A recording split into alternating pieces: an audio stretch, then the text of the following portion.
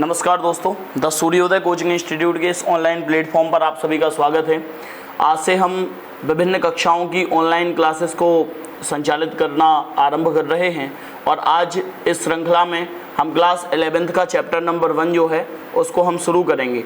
ठीक है, तो हमारा पहला चैप्टर जो है 11th क्लास मैथमेटिक्स का, उसका नाम है समुच्चय। समुच्चय के बारे में बेसिक लेवल से पढ़ते हुए हम एडवांस लेवल तक जाएंगे और विभिन्न प्रकार के जो हमारे क्वेश्चंस हैं उन क्वेश्चंस को हम सॉल्व करेंगे। तो बने रहिए सूर्योदय इंस्टीट्यूट के साथ। सबसे पहले हम शुरू कर रहे हैं हमारा चैप्टर समुच्चय। समुच्चय का मतलब क्या है? समुच्चय को इंग्लिश में बोला जाता है सेट।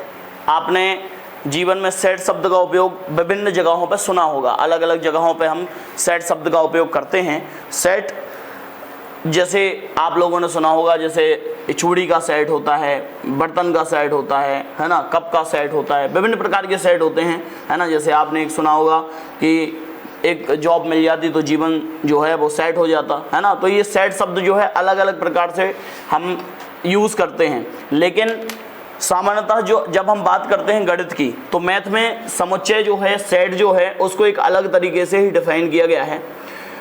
क्या इसकी डेफिनेशन है, उससे हम आरंभ करते हैं। समुच्चय की डेफिनेशन है well defined collection of object, मतलब वस्तुओं का सुपरिभाषित समूह क्या कहलाता है? हमारा समुच्चय कहलाता है। वस्तुओं का सुपरिभाषित समूह क्या कहलाता है? समुच्चय। बात करते हैं सुपरिभाषित की। सुपरिभाषित का मतलब क्या है? सुपरिभाषित का मतलब होता है, सुपरिभाषित का मतलब तो वस्तुओं का जो सुपरिभाषित समूह है उसको हम क्या कहते हैं? समुच्चय कहते हैं। सुपरिभाषित है ना, जो वस्तुओं का हमारा सुपरिभाषित समूह है उसको हम क्या कहते हैं? समुच्चय कहते हैं। सुपरिभाषित का मतलब क्या है? सुपरिभाषित मतलब होता है जो चीज़ व्यक्ति दर व्यक्ति ना बदले, जो चीज़ निश्चित रहे, कांस्टेंट रहे, उसको हम बोलते हैं सुपरिभाषित, है ना। जैसे कि आप लोगों ने देखा होगा कि मैं आपसे बोलूं कि दुनिया के 5 सबसे खूबसूरत जानवर, दुनिया के 5 सबसे खूबसूरत जानवर, तो आप लोग बोलोगे दुनिया के 5 खूबसूरत जानवर जो हैं क्या वो सुपरिभाषित हैं? जी नहीं। क्या है कि अलग अलग व्यक्तियों द्वारा जो जानवर हैं उनकी खूबसूरती उनकी माइंड सेट पर निर्भर करती है। जैसे पवन सर हैं तो पवन सर को हो सकता है कि 5 कोई अलग जानवर पसंद हो, नीलेश सर जो हैं उनको 5 कोई अलग जानवर पसंद हो, है ना। तो हम ये कह सकते हैं कि जो जानवरों का जो समुच्चय है, खूबसूरत जानवरों का, वो आपका सुपरिभाषित नहीं है ना। उसी तरीके से जैसे मैंने बोला कि दुनिया के 10 सबसे अच्छे बल्लेबाज, है ना, तो हमारी नज़र में दुनिया के 10 बल्लेबाज अलग होंगे, आपकी नज़र में 10 बल्लेबाज अलग होंगे, है ना। तो ये जो है ये सुपरिभाषित नहीं है ना। और जो चीज़ सुपरिभाषित नहीं है वो समुच्चय नहीं है ना। अब बात करते हैं कि कौन सी चीज़ सुपरिभाषित है। जैसे मैंने बोला कि अंग्रेजी वर्णमाला के स्वर, अंग्रेजी वर्णमाला के स्वर कौन कौन से होते हैं? आपको पता है ए, ई, आई, ओ, यू, ये 5 अंग्रेजी वर्णमाला के स्वर हैं। तो अंग्रेजी वर्णमाला के स्वरों का जो समुच्चय है या अंग्रेजी वर्णमाला के जो स्वर हैं वो सुपरिभाषित हैं, वो किसी व्यक्ति विशेष द्वारा बदले नहीं जा सकते। जैसे आपने सुना होगा सप्ताह के जो दिन हैं, है ना, सप्ताह के दिनों के जो नाम हैं वो भी सुपरिभाषित हैं, वो भी कभी नहीं बदलने वाले। महीनों के जो नाम हैं वो भी नहीं बदलने वाले। उसी तरीके से जैसे हमारी प्राकृतिक संख्याएं हैं, पूर्ण संख्याएं हैं, ये तमाम प्रकार की संख्याओं में कभी कोई परिवर्तन नहीं होता, ये हमेशा निश्चित रहते हैं, कांस्टेंट रहते हैं। तो ये चीज़ अपने लिए सुपरिभाषित है ना। तो हमने ये सीखा कि वस्तुओं का जो या अवयवों का सुपरिभाषित समूह जो होता है उसको हम बोलते हैं समुच्चय, है ना। सुपरिभाषित का मीनिंग आपको पता चल ही गया है। अब बात करते हैं आगे समुच्चय को लिखने का क्या तरीका है ना। तो समुच्चय को हम 2 प्रकार से लिखते हैं। समुच्चय के निरूपण की 2 विधियां हैं, दोनों विधियों को मैं यहाँ पे लिखता हूँ आपके लिए, है ना। एक तो समुच्चय को लिखा जाता है रोस्टर रूप में, है ना, मतलब जो हमारा समुच्चय है, समुच्चय को हम 2 प्रकार से लिख सकते हैं। कौन कौन से 2 प्रकार हैं इसके? एक तो है इसका रोस्टर रूप, है ना, और दूसरा जो है समुच्चय को लिखने का वो है समुच्चय निर्माण रूप। समुच्चय निर्माण रूप, है ना। ये 2 रूप हमें पढ़ने हैं। समुच्चय निर्माण रूप को इंग्लिश में बोला जाता है सेट बिल्डर फॉर्म, और रोस्टर रूप को इंग्लिश में तो रोस्टर रूप ही बोलते हैं, है ना। और साथ में इसी का दूसरा नाम है सारणीबद्ध रूप। इसको हम सारणीबद्ध रूप भी बोलते हैं, सारणीबद्ध रूप, है ना, ये सारणीबद्ध रूप है। दोनों सेम बातें हैं, चाहे आप उसको रोस्टर रूप बोल दो, चाहे आप सारणीबद्ध रूप बोल दो, कोई अंतर नहीं है उसमें, कोई डिफरेंस नहीं है, कोई बुराई नहीं है। ठीक है, आगे बढ़ते हैं। रोस्टर रूप में लिखने का क्या तरीका है ना। तो आप लोगों ने अभी सुना कि अंग्रेजी वर्णमाला के जो स्वर हैं वो कितने होते हैं, 5, है ना। तो समुच्चय में लिखने का तरीका ये है कि अंग्रेजी वर्णमाला के जो भी स्वर हैं उनको इस तरीके से एक मंझले ब्रैकेट में कॉमा लगा कर लिखा जाता है। मतलब आपने सबसे पहले ये मंझला ब्रैकेट बनाया, ये थोड़ा सा बड़ा बन गया है, इसको मिटा देते हैं अपन, है ना। तो अंग्रेजी वर्णमाला के जो स्वर हैं कौन कौन से हैं, ए, ई, आई, ओ, यू। ठीक है, इस तरीके से हमारे जो अंग्रेजी वर्णमाला के स्वर हैं उनको यूं कॉमा लगा कर लिखा जाता है, वो भी मंझले ब्रैकेट में। साथ ही समुच्चय का जो नामकरण है वो हम कैपिटल लेटर से करते हैं, है ना। हमेशा इसको हम कैपिटल लेटर से डिनोट करते हैं। आप ए बराबर भी लिख सकते हो, जो भी आपको जो भी नाम देना हो, कैपिटल लेटर ए से जेड तक आपके सामने है, आप कुछ भी नाम दे सकते हो। तो ए, ई, आई, ओ, यू ये समुच्चय हो गया हमारे अंग्रेजी वर्णमाला के स्वरों का समुच्चय, है ना। और भी विभिन्न प्रकार के समुच्चय बनाए जा सकते हैं, है ना। जैसे सप्ताह के दिनों के नाम जो होते हैं उनका भी अपन समुच्चय बना सकते हैं। मैं यहाँ पे एक आध और ले लेता हूँ, जैसे मैं एक प्राकृतिक संख्याओं का समुच्चय ले रहा हूँ। n बराबर, जैसे मान लो हमारे पास दे रखा है 1, 2, 3, है ना, 4, 5, 6, ये वाली संख्या है हमारे पास। तो ये भी एक प्रकार का समुच्चय है। आपको देखने में समझ में आ रहा है कि इसको हमने कैपिटल लेटर से रिप्रेजेंट किया और साथ में ये जो है हमने मंझले ब्रैकेट में लिखा। उससे अच्छी बात ये है कि हमने हर जगह कॉमा लगा कर लिखा। अब आपको एक बात समझ में आती होगी यहाँ से, वो बात क्या है, आपको ये बात समझ में आती होगी कि सर यहाँ पे कहीं आपने रिपीटेशन तो किया नहीं, है ना। तो this is the basic rule of the set theory. ये सेट थ्योरी का बेसिक रूल है कि कभी इसमें अवयवों का रिपीटेशन नहीं होता, है ना। जैसे मान लो मैं यहाँ पे एक संख्या लेता हूँ 12, संख्या 12 के अभाज्य गुणनखंडों का मैं एक समुच्चय बनाना चाहता हूँ। तो मैंने संख्या 12 लिखी यहाँ पे, इसकी गुणनखंड निकाली, 2 से डिवाइड किया इसको, 2 6 12, 2 से 3 बार और 3 एकम 3। ठीक है, तो ये हो गया इसके अभाज्य गुणनखंड। अब मैं आपसे बोलूँ कि इस अभाज्य गुणनखंडों का आप समुच्चय बनाओ, तो आप क्या करोगे, आप लिखोगे इसको, आप कुछ भी नाम दे सकते हो, जैसे मैं इसको नाम दे देता हूँ फिलहाल में P, है ना। तो ये आ जाएगा आपका, आपको मंझला ब्रैकेट बनाना है। फिर आपने लिखा यहाँ पे 2, फिर से आपने लिखा 2 और फिर लिखा आपने 3। तो ये जो आपने लिखा, ये लिखने का तरीका इसका गलत है। क्यों? क्योंकि इसमें अवयवों का रिपीटेशन नहीं होता। जो चीज़ 2 बार है उसको 2 बार नहीं लिखने का, उसको सिर्फ 1 बार लिखने का। ठीक है, तो इसको हम फिलहाल में सही नहीं मानते, अब इसको हम सही बनाने का प्रयास करते हैं।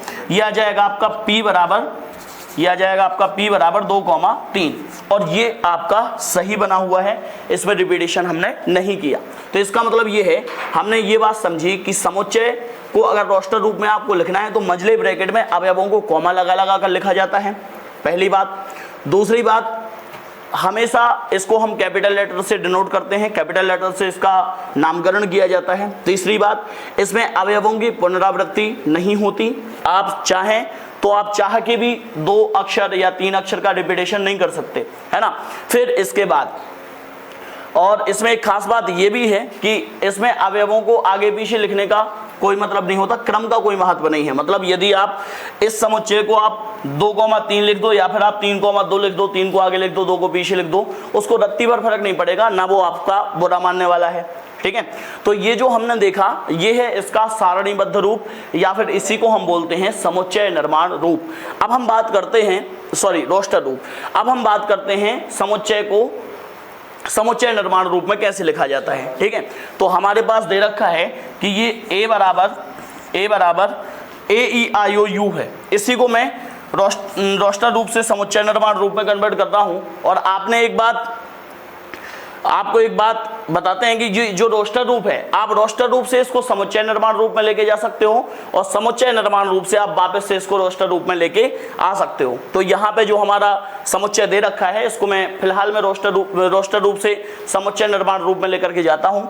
आपको क्या करना है, जो भी अवयव यहाँ पे लिखे हुए हैं उन सारे के सारे अवयवों को फिलहाल में आप x मान लो। मतलब यहाँ पे जो भी अवयव थे उनको मान लिया मैंने x। ठीक है, अब x मान लिया। आप बोलोगे सर x क्यों मान लिया, इतने अच्छे लिखे हुए थे AEIOU, है ना, आपने x मान लिया। तो x को थोड़ा सा आप डिफाइन कर दो। डिफाइन कैसे करना है, आप लिखोगे x सच दैट, ये डबल डॉट जो है इसको हम बोलते हैं सच दैट। मैं यहाँ लिख देता हूँ, ये जो डबल डॉट है इसको हम बोलते हैं सच दैट। सच दैट का मतलब क्या होता है, सच दैट का मतलब होता है x इस प्रकार है। अच्छा, जरूरी नहीं कि आप यहाँ पे x ही लिखो, x के अलावा आप कोई भी अल्फाबेट यहाँ पे लिख सकते हो, है ना। x सच दैट, x इस प्रकार से है। अब x है क्या, एक्चुअली ये अंग्रेजी वर्णमाला के स्वर हैं, तो आप यहाँ पे इसकी प्रॉपर्टी लिखोगे कि x सच दैट अंग्रेजी वर्णमाला के स्वर हैं। बस इतना आपको लिखना है और इससे आपका ये समुच्चय निर्माण रूप में हो गया कन्वर्ट। अब इसी प्रकार से हमारे पास एक नेचुरल नंबर का एक समुच्चय दे रखा है, 1 से लेकर के 6 तक की संख्याएं, इसको भी हम समुच्चय निर्माण रूप में लिखना चाहते हैं तो कैसे लिखेंगे। उससे पहले आपको एक सिंबल के बारे में बताते हैं, है ना। अच्छा, वैसे तो मैथमेटिशियन ने कुछ सेट पहले से बना के रखे हैं, जैसे n अगर आपको कहीं लिखा हुआ दिखता है कैपिटल N, वो होता है प्राकृत संख्याओं का समुच्चय। मतलब आप उसको सीधा ये समझ सकते हो, अगर कहीं कैपिटल N लिखा हुआ दिख जाए तो आप ये मान के चलिए कि वो आपका प्राकृत संख्याओं का समुच्चय है। मतलब 1 से आरंभ होती हैं, 1 2 3 4 5, है ना, इस तरीके से अनंत तक की संख्याएं जो होती हैं, है ना, वो उसके अंतर्गत आती हैं। और अगर कहीं आपको W लिखा हुआ दिख जाए तो वो होता है पूर्ण संख्याओं का समुच्चय। पूर्ण संख्याएं मतलब 0 से आरंभ होंगी, 1 2 3 4 से लेकर के अनंत तक जाएंगी, है ना। उसी तरीके से Z जो होता है वो पूर्णांकों का समुच्चय होता है। पूर्णांक मतलब 0 +- 1 +- 2 +- 3, है ना, माइनस प्लस वाली जो संख्याएं होती हैं वो तमाम। तो इन सब चीजों के लिए आपको ये समुच्चय पहले से बना के दिए गए हैं। यहाँ पे हम एक छोटे से एक शब्द के बारे में समझते हैं, या फिर एक जो सिंबल है उसके बारे में हम समझते हैं। उसका नाम है बिलोंग्स टू और डज नॉट बिलोंग्स टू। हम थोड़ा सा उसके बारे में समझते हैं, फिर इसको हम समुच्चय निर्माण रूप में कन्वर्ट करेंगे, है ना। तो एक हमारे पास सिंबल है बिलोंग्स टू, है ना। बिलोंग्स टू का मतलब साइन जो है उसका देखने में ऐसा बनता है, ई के जैसा, है ना, लेकिन ये ई नहीं है ना। बिलोंग्स टू का मतलब क्या है, जैसे मान लो हमारे पास एक समुच्चय है, a बराबर कुछ भी दे रखा है, जैसे 1 2 3 4 5 6 तक की संख्याओं का एक समुच्चय है हमारे पास। यदि मैं आपसे बोलूं कि 1 बिलोंग्स टू ए है क्या, तो आप बोलोगे बिल्कुल सर। बिलोंग्स टू का मतलब होता है कि ये इससे ताल्लुक रखता है या ये इसमें है। जैसे हम लोग बोलते हैं आई एम बिलोंग्स टू सागर, है ना, और यू बिलोंग्स टू, है ना, व्हाटएवर। तो जो भी है इस तरीके से हम ये कहते हैं कि ये बिलोंग्स टू इधर से, है ना। तो उसी तरीके से ये 1 जो है 1 बिलोंग्स टू ए है। उसी तरीके से मैंने लिखा कि 1 2 3 4 5 6, यहाँ 6 ले लो, यहाँ 7 ले लो, 4 गायब हो गया, अरे 4 ले लो, 4, ठीक है, मतलब जो भी है। फिर मैंने लिखा यहाँ पे 7 बिलोंग्स टू ए है क्या, आप बोलोगे सर नहीं है ना। तो यहाँ से एक नए सिंबल का इन्वेंशन होगा। वो कौन सा सिंबल है, वो है डज नॉट बिलोंग्स टू,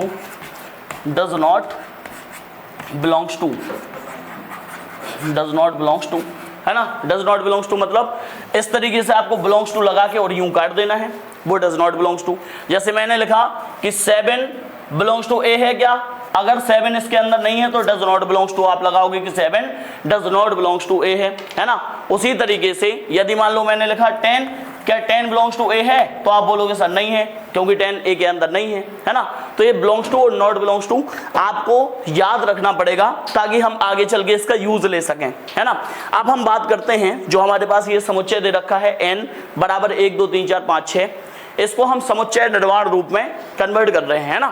तो आपको करना क्या है, सबसे पहले इसको आपको नाम एज इट इज रखना है n बराबर जितने भी अवयव यहाँ पे लिखे हुए हैं उन सारे के सारे अवयवों को आप x मान लो, ठीक है। तो मैंने इन अवयवों को मान लिया x, है ना।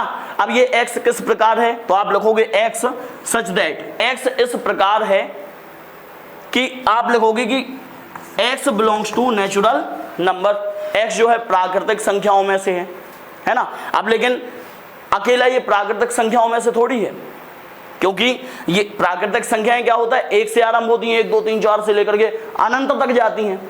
तो इसमें तो सारी की सारी प्राकृतिक संख्याएं आ गई, आप पूरी लिख के आ जाओगे। लेकिन इसमें हम कुछ रेस्ट्रिक्शन पॉइंट लगाएंगे, रेस्ट्रिक्ट कर देंगे, इसको सीमित कर देंगे। कैसे कि भैया x belongs to natural number तो है, ये तो सही बात है, लेकिन जो हमारा x का मान है वो बड़ा या बराबर है 1 से, लेकिन x का मान छोटा या बराबर है किससे, 6 से। छोटा या बराबर है का मतलब क्या है कि या तो वो 6 के बराबर है तो इसमें 6 भी आ गया, और 1 से बड़ा है या फिर 1 के बराबर है तो 1 भी आ गया, और साथ में इसके बीच की जितनी भी संख्याएं होंगी वो भी संख्याएं आपकी यहाँ पे आ जाएंगी, है ना। तो हमारा जो कोई ओवरव्यू में पहला टॉपिक था समुच्चय और उसका निरूपण, समुच्चय और उसका निरूपण हुआ कंप्लीट। इसके बाद हम पढ़ेंगे समुच्चयों के प्रकार, ठीक है। समुच्चयों के कितने प्रकार होते हैं, उन समुच्चयों के प्रकार को हम देखते हैं। चलिए, तो अब हमारा नेक्स्ट टॉपिक है समुच्चय के प्रकार। अब हम सीखते हैं कि समुच्चय कितने प्रकार के होते हैं। वैसे नाना भांति के अलग अलग प्रकार के समुच्चय होते हैं, है ना, लेकिन यहाँ पे कुछ विशेष प्रकार के जो समुच्चय हैं उनको हम देखते हैं। विशेष प्रकार में जैसे आपका रिक्त समुच्चय हो गया, परिमित और अपरिमित समुच्चय हो गया, समान समुच्चय, उप समुच्चय, घात समुच्चय, है ना। वैसे आज के टॉपिक में हम रिक्त समुच्चय, परिमित समुच्चय, अपरिमित समुच्चय और समान समुच्चय के बारे में समझते हैं, ठीक है। तो देखिए, सबसे पहले हम बात करते हैं रिक्त समुच्चय की। क्या होता है ये रिक्त समुच्चय? रिक्त समुच्चय मतलब एम्प्टी सेट, ऐसा समुच्चय जिसके अंदर कुछ भी ना हो, है ना, ऐसा समुच्चय जिसके अंदर कुछ भी ना हो। मम्मी टंकी खाली है, आपने ऐड भी देखी होगी, सारा पानी इसी ने खर्च किया होगा, है ना। इस तरीके की जो ऐड है उसके उसी के बेस पर बना हुआ रिक्त समुच्चय, है ना। रिक्त समुच्चय का मतलब जिसमें एक भी अवयव ना हो। रिक्त समुच्चय मतलब जो बिल्कुल पूर्ण रूपेण खाली हो, है ना। मतलब जैसे कि हमने ये बनाया रिक्त समुच्चय, ये समुच्चय का साइन तो बना दिया लेकिन इसमें कोई अवयव तो है नहीं, इसका मतलब क्या है, ये रिक्त समुच्चय है, इसके अंदर कुछ नहीं है। रिक्त समुच्चय को लिखने का तरीका या तो आप खाली डिब्बा बना के छोड़ दो, या फिर आप इसको फाई से भी रिप्रेजेंट कर सकते हो, है ना। फाई बना दिया आपने, ये रिक्त समुच्चय को अपन ने दर्शा दिया, है ना। ये रिक्त समुच्चय को लिखने का तरीका है, ठीक है। अब हम बात करते हैं इसके आगे रिक्त समुच्चय। अच्छा, एक आधा एग्जांपल तो बनता है रिक्त समुच्चय का कि कौन सा समुच्चय रिक्त होगा। जैसे मैंने बोला कि पी से आरंभ होने वाले महीनों के नाम, तो महीनों के नाम पी, ऐसा कोई भी महीना नहीं है जिसका नाम पी से आरंभ होता हो, है ना। तो इस समुच्चय के अंतर्गत कुछ भी नहीं आएगा, ये समुच्चय क्या है, खाली है ना। तो रिक्त समुच्चय होता है। रिक्त समुच्चय के बाद दूसरे नंबर पे आता है हमारा परिमित और अपरिमित समुच्चय, है ना। परिमित और अपरिमित, है ना। परिमित और अपरिमित, ठीक है। दो प्रकार के समुच्चय होते हैं, परिमित और अपरिमित। परिमित का मतलब क्या है? परिमित का मतलब ऐसा समुच्चय जिसके अवयव सीमित हैं, जो एक समय के बाद टर्मिनेट हो जाते हैं, खत्म हो जाते हैं। जैसे आपने देखा होगा कि हमने लिखा 1 2 3 4 5, ठीक है, और इसको मैंने बंद कर दिया। इसका मतलब क्या है, ये आपका एक परिमित समुच्चय है ना। अब जैसे मैंने एक एग्जांपल और लिया, मैंने लिखा 1 2 फिर डैश डैश लगा के फिर लिख दिया मैंने 100, तो ये भी आपका परिमित समुच्चय है। दोनों परिमित समुच्चय हैं। क्यों? क्योंकि ये 1 2 3 4 ऐसे शुरू हुआ, अब बीच में भले ही डैश लगा हो, उससे हमें रत्ती भर फर्क नहीं पड़ना चाहिए। लास्ट में हम देखते हैं कि क्या है, लास्ट में 100 है, मतलब ये 1 से शुरू होकर के 100 पे जाके खत्म तो हो ही गया है ना, खत्म हो रहा है। इसका मतलब क्या है? इसका मतलब है ये परिमित है आपका। परिमित के बाद आता है अपरिमित समुच्चय, जो कभी खत्म नहीं होता, है ना, कभी टर्मिनेट नहीं होता। अपरिमित समुच्चय कहते हैं उसको। जैसे मैंने लिखा 2 4 6 8 और इस तरीके से डैश डैश लगा दिया और इसको बस बंद कर दिया यूं, तो ये आपका अपरिमित समुच्चय हो गया, है ना। कुछ भी आप लिख सकते हो उसमें, है ना। जैसे आप लिख सकते हो 5 7 9 11, इस तरीके से आपने डैश लगा दिया, तो ये कहाँ तक जाएगा इसकी गारंटी नहीं है। लास्ट में अगर हमें ये पता होता कि लास्ट में ये बहुत आगे तक जाएगा, या 100 तक जाएगा, 500 तक जाएगा, तो वो सीमित हो जाता, मतलब परिमित हो जाता। लेकिन जो सीमित नहीं है वो अपरिमित समुच्चय कहलाता है। आपको एग्जाम्पल से समझ में आ गया होगा। अब इसके बाद परिमित रिक्त समुच्चय, अपरिमित और परिमित समुच्चय, और इसके बाद हम पढ़ते हैं समान समुच्चय। तीसरे नंबर पे क्या आता है हमारा? समान समुच्चय। क्या होता है समान समुच्चय? समान समुच्चय का मतलब होता है ऐसा समुच्चय जिसमें अवयवों की संख्या बराबर हो। ऐसे दो समुच्चय जिसमें अवयवों की संख्या भी बराबर हो, है ना, और जो उसमें दे रखे हुए अवयव हैं वो भी बराबर हो। जैसे मान लो हमारे पास एक समुच्चय दे रखा है ए बराबर मैंने लिखा 1 2 3 4 5 6, है ना, 1 से लेकर के 6 तक के अवयव हैं। एक दूसरा समुच्चय है बी बराबर मैंने लिखा 4 5 3 2 6 1, है ना।